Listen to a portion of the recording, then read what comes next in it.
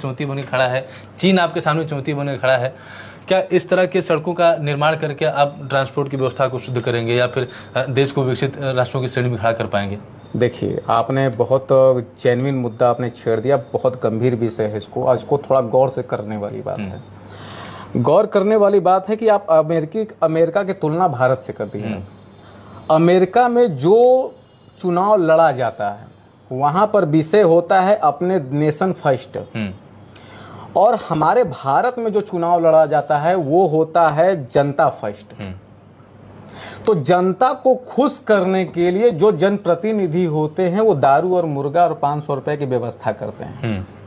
और आप ये बात जानते होंगे कि सभा सदी का चुनाव लड़ना है तो इतना लाख रुपए खर्चा होना चाहिए, चेयरमैनी का चुनाव लड़ना है तो इतना लाख रुपए का होना चाहिए, सांसदी का लड़ना है तो टिकट लेने के लिए इतना लाख करोड़ रुपए होना चाहिए, विधायकी है तो इतना करोड़। आपको ये डेटा पता है? भारत में चुनाव लड़ने से पहले अपने आप को ये सक्षम बनाना होता है कि क्या मैं लोगों को दारू मुर्गा पिला पाऊंगा कि नहीं पिला पाऊंगा। भारत में ये चुनाव की प्रक्रिया है, और जिस गांव में ये प्रक्रिया होती है उस गांव का कभी विकास नहीं होता है।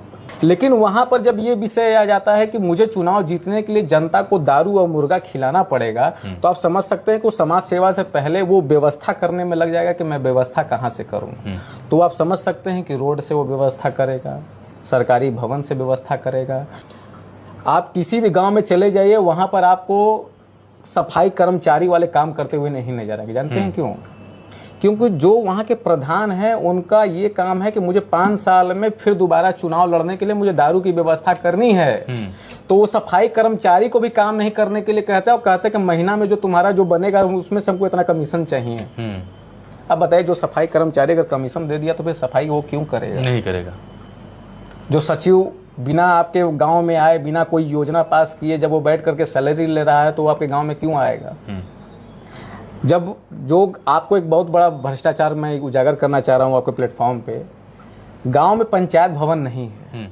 लेकिन आपको ये बात जान के हैरानी होगी कि अगर गांव में अगर जो ग्राम सहायक होता अगर वो नियुक्त है तो office maintenance, computer, printer, copy, ink, वहां का झाड़ू, साफ सफाई, पेंट पोचारा का पैसा आता है।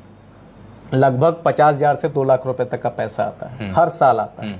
वो पैसा बिना, पंचायत भवन है भी नहीं, ग्राम सहायक नियुक्त भी हैं, ग्राम सचिव भी वहां पे नियुक्त है, सबका रोस्टर बना हुआ है कि फलाने डेट को सचिव जी को बैठना है। लेकिन ग्राम सहायक सैलरी आ रही है उसको, लेकिन वो किसी का फार्म नहीं भर रहा है। सिर्फ कागज में पैसे आ रहे हैं और अकाउंट में ट्रांसफर हो रहे हैं। अरे उसको, वो आपको ये भी जान के खुश, मैंने आपके दर्शक जान करके अचंभित हो जाएंगे कि वो घर